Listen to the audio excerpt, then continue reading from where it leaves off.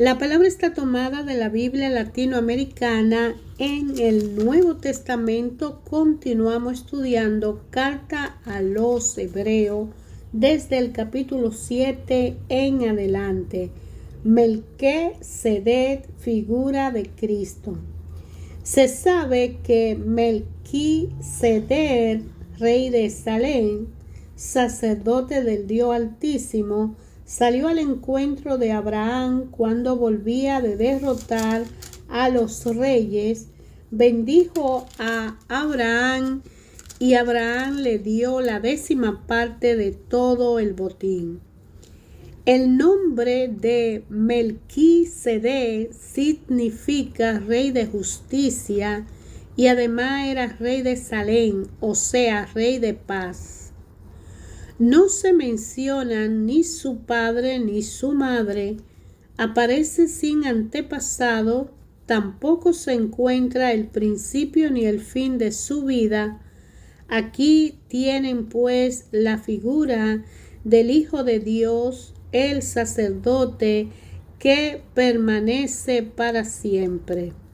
Imagínense quién puede ser este hombre al que nuestros antepasados Abraham entrega la 10ª parte del botín. Solamente los sacerdotes de la tribu de Leví están facultados por la ley para cobrar el diezmo de manos del pueblo, es decir, de sus hermanos de la misma raza de Abraham.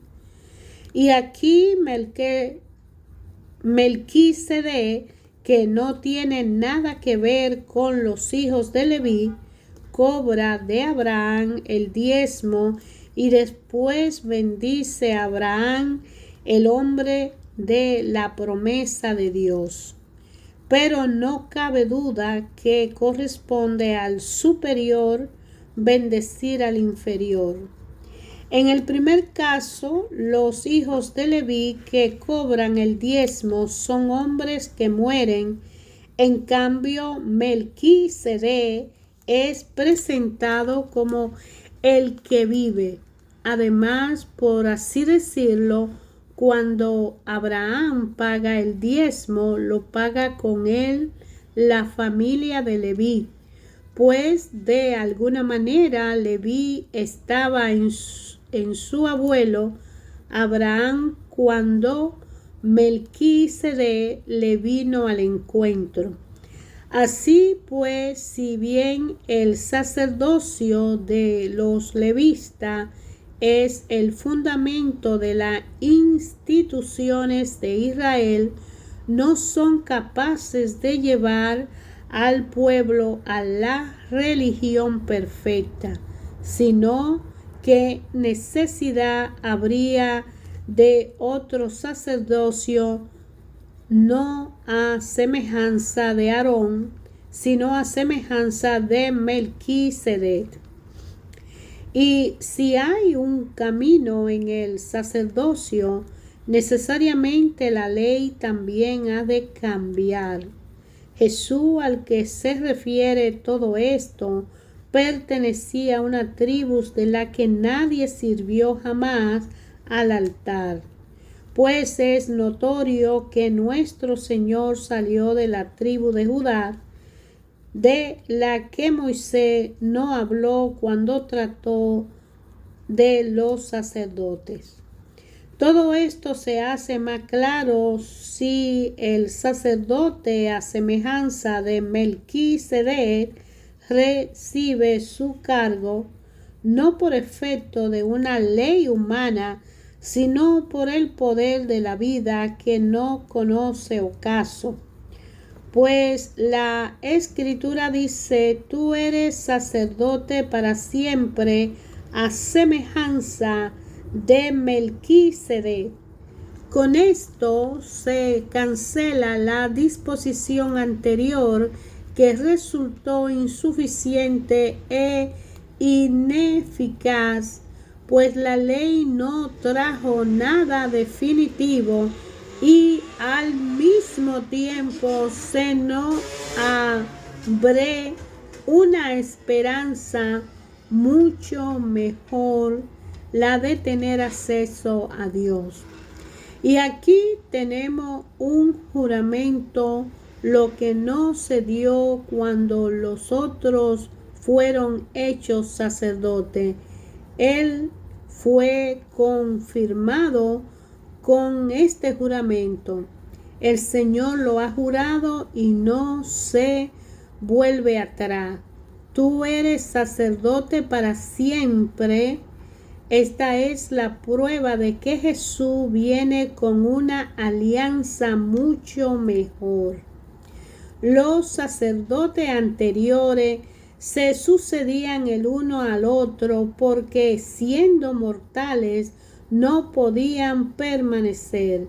Jesús, en cambio, permanece para siempre y no se le quitará el sacerdocio. Por eso es capaz de salvar de una vez a los que por su medio se acercan a Dios. Él sigue viviendo e intercediendo en favor de ellos. Así había de ser nuestro sumo sacerdote, santo, sin ningún defecto ni pecado, apartado del mundo de los pecadores y elevado por encima de los cielos. A diferencia de los sumos sacerdotes, él no tiene necesidad de ofrecer diariamente sacrificio, primero por sus pecados y luego por los del pueblo. Y por el pueblo no lo hizo sino una sola vez, ofreciéndose a sí mismo. Así pues, todo es insuficiente en los sumos sacerdotes que la ley establece, mientras que ahora, después de la ley, Dios habla y pronuncia un juramento para establecer al Hijo eternamente perfecto. Tratemos de resumir lo que hemos dicho. Tenemos un sumo sacerdote que está sentado a la derecha de Dios de majestad en los cielos.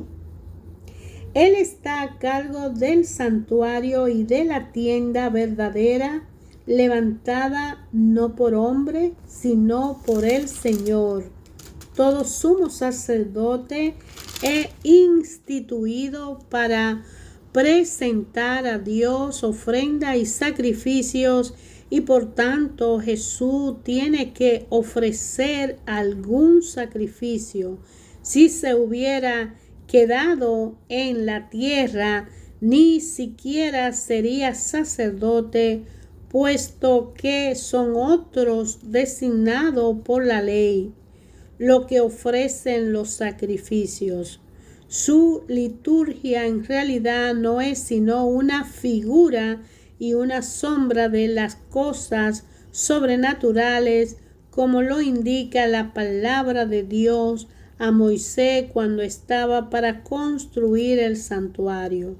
Le dijo: mira, hará todo conforme al modelo que se te mostró en el cerro. Pero ahora Jesús celebra una liturgia tanto superior como es mediador de una alianza mucho mejor y que promete mejores beneficios. Si la primera alianza no mereciera crítica, no habría que buscar otra. Pero Dios mismo la critica cuando dice: vienen días, palabra del Señor, en que pactaré una alianza nueva con la casa de Israel y de Judá.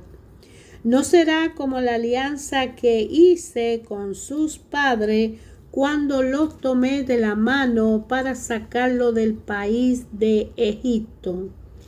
Ellos no permanecieron fieles a mi alianza, por lo cual yo también los descuidé, dice el Señor.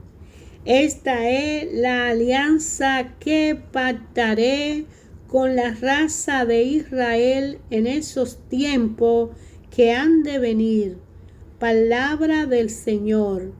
Pondré mis leyes en sus mentes y las grabaré en sus corazones, y yo seré su Dios y ellos serán mi pueblo. Nadie tendrá ya que enseñar a su compatriota o a su hermano diciéndoles: conoce al Señor, porque todos me conocerán, desde el más chico al más grande. Yo perdonaré sus maldades y no volveré a acordarme de sus pecados. Se nos habla de una alianza nueva, lo que significa que la primera ha quedado anticuada y lo que es anticuado y viejo está a punto de desaparecer. La primera alianza tenía una liturgia y un santuario como lo hay en este mundo.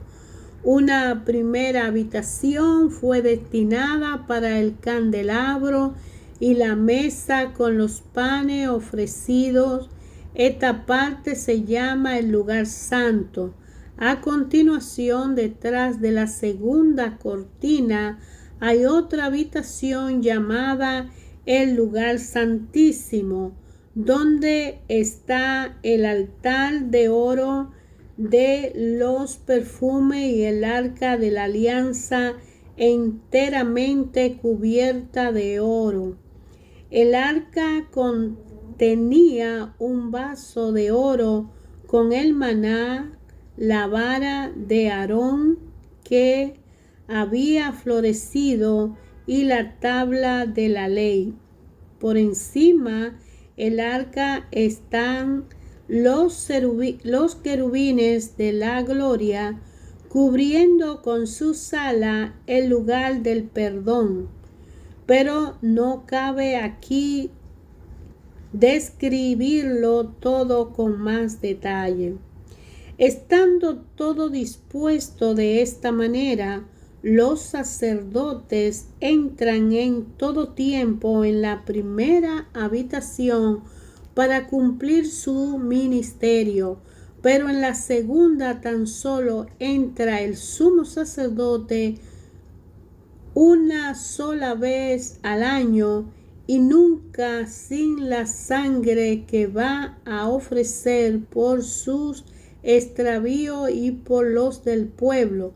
De este modo, el Espíritu nos enseña que mientras esté en pie la primera habitación, el camino que lleva al santuario no está abierto. Todo esto contiene una enseñanza para el tiempo presente. La ofrenda y sacrificios que se presentan a Dios no pueden llevar a la perfección interior a quienes lo ofrecen. Estos alimentos, bebidas y diferentes clases de purificación por el agua son ritos de hombres y solamente valen hasta el tiempo de la Reforma. Cristo vino como el sumo sacerdote que nos consigue los nuevos dones de Dios y entró en un santuario más noble y más perfecto, no hecho por hombre, es decir, que no es algo creado. Y no fue la sangre de chivo o de novillo la que le abrió el santuario, sino su propia sangre, cuando consiguió de una sola vez la liberación definitiva.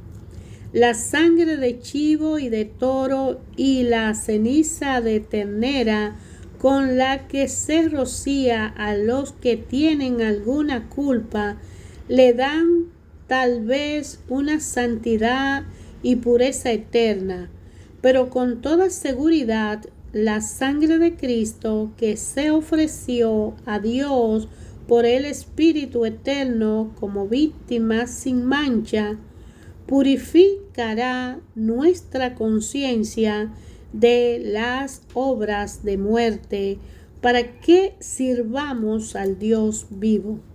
Por eso Cristo es el mediador de un nuevo testamento o alianza. Por su muerte fueron redimidas las faltas cometidas bajo el régimen de la primera alianza. Y desde entonces la promesa se cumple en los que Dios llama para la herencia eterna.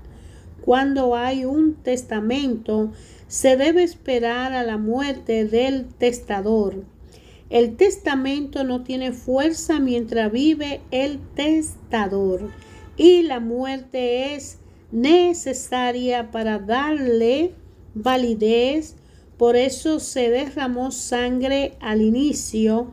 El Antiguo Testamento, cuando Moisés terminó de proclamar ante el pueblo todas las ordenanzas de la ley, tomó sangre de ternero y de chivo, la mezcló con agua, lana roja e hisopo, y roció el propio libro del testamento y al pueblo diciendo: esta es la sangre del testamento que pactó Dios con ustedes. Roció asimismo con sangre el santuario y todos los objetos de culto. Además, según la ley, la purificación del casi todo se ha de hacer con sangre, y sin derramamiento de sangre no se quita el pecado. Tal vez fuera necesario purificar aquellas cosas que solo son figuras de las realidades sobrenaturales, pero esas mismas realidades necesitan sacrificio más excelente, pues ahora no se trata de un santuario hecho por hombre, figura del santuario auténtico, sino que Cristo entró en el propio cielo, donde está ahora ante Dios en favor nuestro. Él no tuvo que sacrificarse repetidas veces, a diferencia del sumo sacerdote que vuelve todos los años con una sangre que no es la suya. De otro modo, hubiera tenido que padecer muchísimas veces desde la creación del mundo. De hecho, se manifestó una sola vez a fin de los tiempos para abolir el pecado con sus sacrificios. Los hombres mueren una sola vez y después viene para ello el juicio. De la misma manera, Cristo se sacrificó una sola vez para quitar los pecados de una multitud. La segunda vez se manifestará a todo aquello que lo esperan como a su Salvador, pero ya no será por causa del pecado. La religión de la ley tiene una sombra de los bienes por venir, pero no la verdadera figura de las cosas. Por eso no puede llevar a la perfección mediante los sacrificios a los que vuelven a ofrecerlo año tras año. De otro modo quedarían puros de una vez gracias a su culto. Ya no se sentirán culpables de ningún pecado y dejarían de ofrecer sus sacrificios, pero no. Cada año estos sacrificios recuerdan sus pecados, y es que la sangre de los toros y de los chivos no tiene valor para quitar los pecados. Por eso, al entrar Cristo en el mundo, dice: tú no quisiste sacrificio ni ofrenda, sino que me formaste un cuerpo. No te agradaron los holocaustos ni los sacrificios por el pecado. Entonces dije: aquí estoy yo, oh Dios, como en un capítulo del libro está escrito de mí, para hacer tu voluntad. Comienza por decir: no quisiste sacrificio ni ofrenda, ni te agradaron holocausto o sacrificio por el pecado. Y sin embargo, esto es lo que pedía la ley. Entonces sigue aquí: estoy yo para hacer tu voluntad. Con esto anula el primer orden de las cosas para establecer el segundo. Esta voluntad de Dios de que habla es que seamos santificados por la ofrenda única del cuerpo de Cristo Jesús. Los sacerdotes están de servicio diariamente para cumplir su oficio, ofreciendo repetidas veces los mismos sacrificios que nunca tienen el poder de quitar los pecados. Cristo, por el contrario, ofreció los pecados, un único y definitivo sacrificio, y se sentó a la derecha de Dios, esperando solamente que Dios ponga a sus enemigos debajo de sus pies. Su única ofrenda lleva a la perfección definitiva a lo que santifica. Nos lo declara el Espíritu Santo después de decir: esta es la alianza que pactaré con ellos en los tiempos que han de venir. El Señor añade: pondré mi espíritu en su corazón y las grabaré en su mente. Pondré mis leyes en su corazón y las grabaré en sus mentes. No volveré a acordarme de sus errores ni de sus pecados. Pues bien, si los pecados han sido perdonados, ya no hay sacrificio por el pecado. Así pues, hermano, no podemos dudar de que estaremos en el santuario en virtud de la sangre de Jesús. Él nos abrió ese camino nuevo y vivo a través de la cortina, es decir, su carne, teniendo un sacerdote excepcional a cargo de la casa de Dios. Acerquémonos con corazón sincero, con fe plena, limpio interiormente de todo lo que mancha la conciencia y con el cuerpo lavado con agua pura. Sigamos profesando nuestra esperanza sin que nada nos pueda conmover, ya que es digno de confianza aquel que se comprometió. Tratemos de superarnos el uno al otro en la forma de amar y hacer el bien.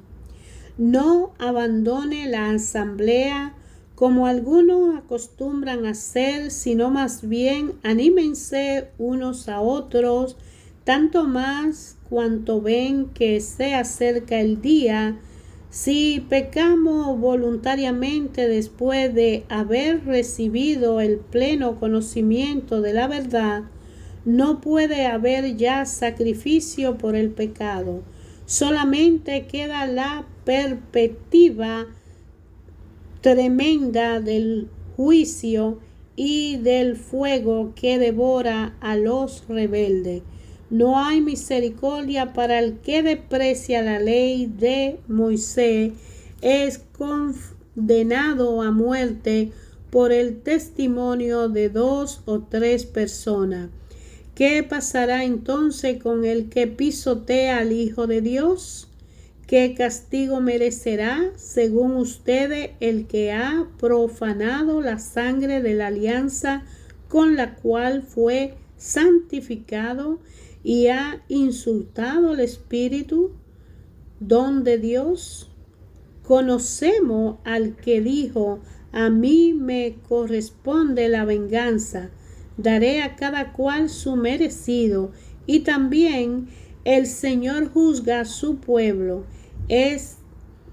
Esto es espantoso, caer en la mano del Dios vivo.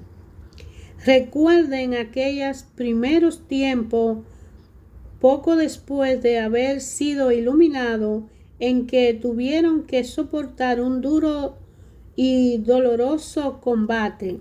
Fueron expuestos públicamente a humillaciones y pruebas, tuvieron que participar del sufrimiento de otros que fueron tratados de esta manera.